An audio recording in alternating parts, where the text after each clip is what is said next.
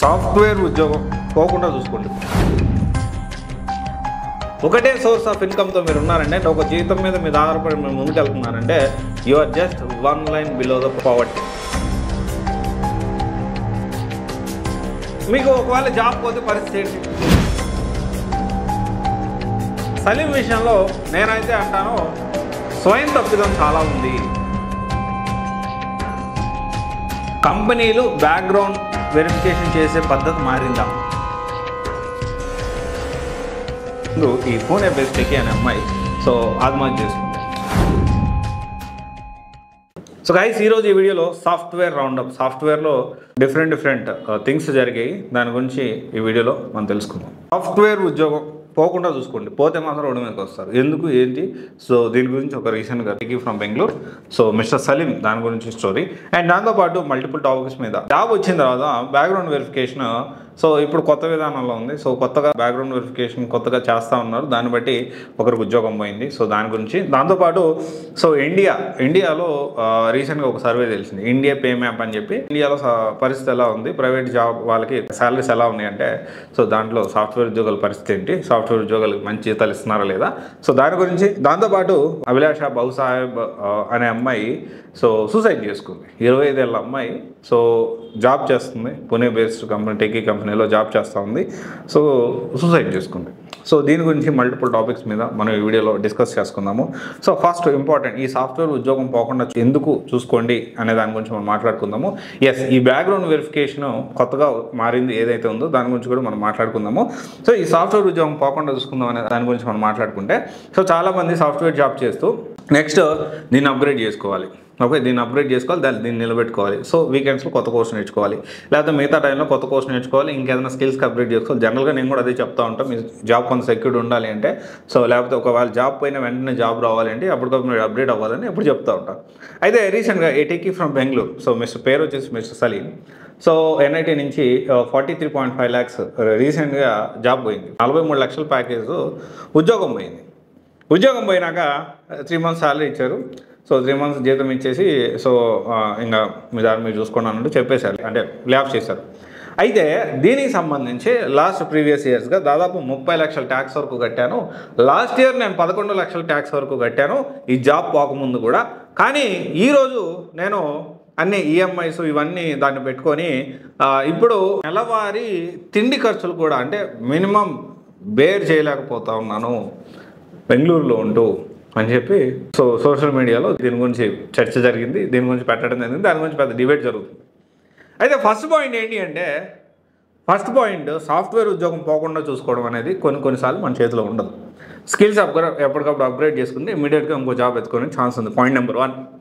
Point number 2 వచ్చేసి ఏంటి అంటే, ఈ విషయంలో మనం అర్థం చేసుకోవాల్సింది, జీతం వచ్చింది కదా, ఉద్యోగం వచ్చింది కదా అని ఇబ్బడిగా ఊపిరి తిరగకుండా ఈఎంఐలు వేసేసుకొని కనీసము ఒక సంవత్సరం, లేకపోతే if you are doing a job ఖచ్చితంగా గుర్తుపెట్టుకోండి, ఇప్పుడున్న సిచ్యువేషన్లో 6 నెలలన మీ అకౌంట్లో కనీసం మీ ఈఎంఐ వారా, మీ తిండికి వారా ఖర్చులు అనేవి మీరు పెట్టుకోవాలి.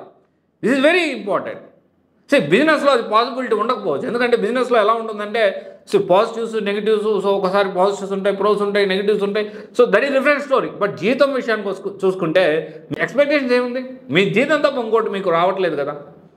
మీ ప్లానింగ్ లేకుండా వచ్చిన ₹1,00,000కి కారు కొనుక్కొని, ఇల్లు కొనుక్కొని, లేకపోతే ఐఫోన్లు కొనుక్కొని, లేకపోతే లగ్జరీగా ట్రిప్పులు వేసుకుంటూ తర్వాత అమ్మాయి అనుకునే మినిమం 6 months తగ్గట్టు మీ దగ్గర బ్యాంక్ బ్యాలెన్స్ లేకపోతే ఖచ్చితంగా ఇబ్బంది పడతారు. పాయింట్ నెంబర్ 2 ఇది. అండ్ పాయింట్ నెంబర్ 3 వచ్చేసి ఏంటి అంటే, ఒకటే సోర్స్ ఆఫ్ ఇన్కమ్తో మీరు ఉన్నారంటే, ఒక జీతం మీద మీరు ఆధారపడి మీరు ముందుకు వెళ్తున్నారంటే, you are just one line below the poverty. అంటే ఒకవేళ దీనికి సంబంధించి మీకు ఒకవేళ జాబ్ పోతే పరిస్థితి ఏంటి ఆలోచన చేయాలి. ఒకవేళ జాబ్ పోతే పరిస్థితి ఏంటి? మీకు సోర్స్ ఆఫ్ ఇన్కమ్ లేదు, ఇంకొక సోర్స్ ఆఫ్ ఇన్కమ్ లేదు. కంపెనీస్ మిమ్మల్ని ఏమైనా ఎట్టి పరిస్థితిలో మా దగ్గర ఉన్న ఎంప్లాయీస్ని మేము జాగ్రత్తగా చూసుకోవాలి, ఎట్లయినా నేను తినకపోయినా మీకు ప్రాఫిట్ వచ్చినా రాకపోయినా మీకు జీతాలు ఇచ్చే పరిస్థితి ఉంటుంది అనుకున్న ప్రజెంట్ కార్పొరేట్ వాళ్ళలో లేదు. ఇది పాయింట్ నెంబర్ 3. ఇవన్నీ గుర్తుపెట్టుకోవాలి. ఇక్కడ సలీం విషయంలో నేనైతే అంటాను, స్వయం తప్పిదం చాలా ఉంది. ఇతని తప్పు కూడా చాలా ఉందని నేను అంటాను. ఒక ప్లాన్ బి లేకపోవడం, కనీసం ఒక 6 మంత్స్కి కూడా దాని తగ్గ మినిమం బ్యాంక్ బ్యాలెన్స్ మెయింటైన్ చేయకపోవడం. సో అండ్ ఇంకోటి ఏంటి అంటే జాబ్ పోతే ఇమ్మీడియట్గా ఇంకో జాబ్ ఎలాగైనా కానీ తెచ్చుకోవడానికి స్కిల్స్ అప్గ్రేడ్ చేసుకుని ముందుకెళ్ళాలి. ఇక్కడ ఏడుస్తూ కూర్చుంటే ఎవరు సాయం చేయరు. అండ్ తర్వాత వచ్చేసి ఇండియా పే మ్యాప్. సో ఇండియాలో ఇండీడ్ పే మ్యాప్ కొత్తగా ఒక సర్వే చేసింది. సో ఈ టాపిక్ గురించి మనం మాట్లాడుకుంటే సాఫ్ట్వేర్ ఏదైతే ఉందో ఇండియాలో సాఫ్ట్వేర్ ఉద్యోగులు ఎక్కువగా తీసుకుంటా ఉన్నారు జీతాలు. అందరికంటే ఎక్కువ శాలరీస్ సాఫ్ట్వేర్ ఉద్యోగులు తీసుకుంటా ఉన్నారు.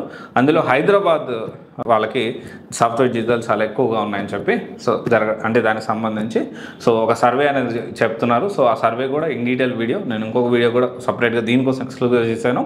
అది మీరు కమెంట్ సెక్షన్లో చూడొచ్చు.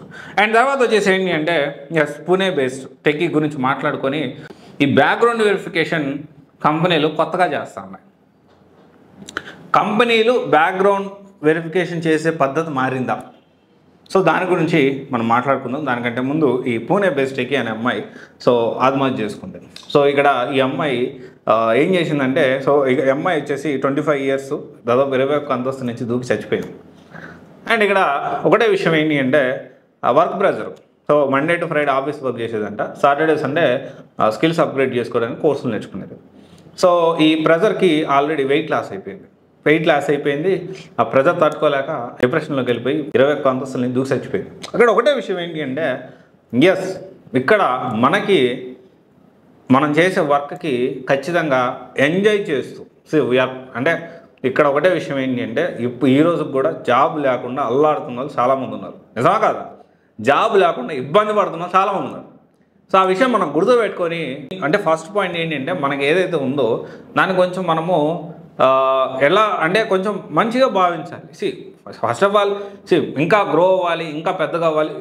డెఫినెట్లీ వర్క్ ప్రెజర్ ఉంటుంది, కానీ దాన్ని ఎక్కువగా పర్సనల్గా తీసుకోవద్దు. ఓకే.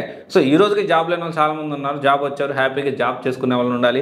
బలవంతంగా నేను జీతం కోసం జాబ్ చేస్తున్నా, నా పర్సనల్ లైఫ్ని అంతా వదిలేసి జీతం కోసం జాబ్ చేస్తున్నా అంటే అట్లాంటి పరిస్థితుల్లో అవసరమైతే కొంత బ్రేక్ తీసుకోండి. And at the same time skills upgrade ఖచ్చితంగా అవసరమే, కానీ ఇక్కడ మనం బ్యాలెన్స్ చేసుకోవాలి ప్రతిదీ. అందుకనే చాలామంది అంటారు, చాలామంది తక్కువ మంది మాత్రమే వర్క్ని ఎంజాయ్ చేయడం రాదు వాళ్ళకి. వర్క్ని ఎంజాయ్ చేయడం రాక వర్క్ ప్రెజర్ పెరిగిపోతుంది. వర్క్ ప్రెజర్ అనేది పెడతారు, డెఫినెట్లీ పెడతారు, జీతం ఇస్తున్నారు కాబట్టి ఇప్పుడున్న సిచ్యువేషన్లో. దాన్ని మనం క్వశ్చన్ చేయడానికి మనకు అసలు బలమైన కార్మిక చట్టాలు ఉన్నాయంటే భగవంతుడికే తెలుసు బలమైన కార్మిక చట్టాల గురించి. ఓకే. సో ఇక్కడ ఒకటే విషయం ఏంటి అంటే ఇక్కడ ఆ అమ్మాయి చేసింది 100% ముమ్మాటికి సరే, తట్టుకోలేక చనిపోయింది కాదనట్లేదు, దాన్ని నేను తప్పుగా మాట్లాడట్లేదు. కానీ కొంచెం పేరెంట్స్తో కానీ ఫ్రెండ్స్తో కానీ డిస్కస్ చేసి ఉండాల్సింది. చావు ఒక్కటే అన్నిటికీ సమాధానం కాదు కదా, ఇది ఒకటి డిస్కస్ చేయాల్సి ఉంటుంది. అండ్ తర్వాత వచ్చేసి ఖచ్చితంగా మీరు ఒకటే గుర్తుపెట్టుకోండి, మీరు ఎవరైనా కానీ మీకు ప్రెజర్ పెరిగిందంటే గుర్తుపెట్టుకోండి, దానికి మీ పేరెంట్స్ తోటి మీ బాగా వెల్ విషర్స్ తోటి షేర్ చేసుకోండి, ఇలా ఉంది ఏం చేద్దాం, లేకపోతే జీవితం నుంచి కొంచెం బ్రేక్ తీసుకోండి. ఉద్యోగం ఒక 1 రోజు బ్రేక్ తీసుకుంటే ఏమవుతుంది? ఏం కాదు. Life is more important than job. Okay, అదొకటి గుర్తుపెట్టుకోండి.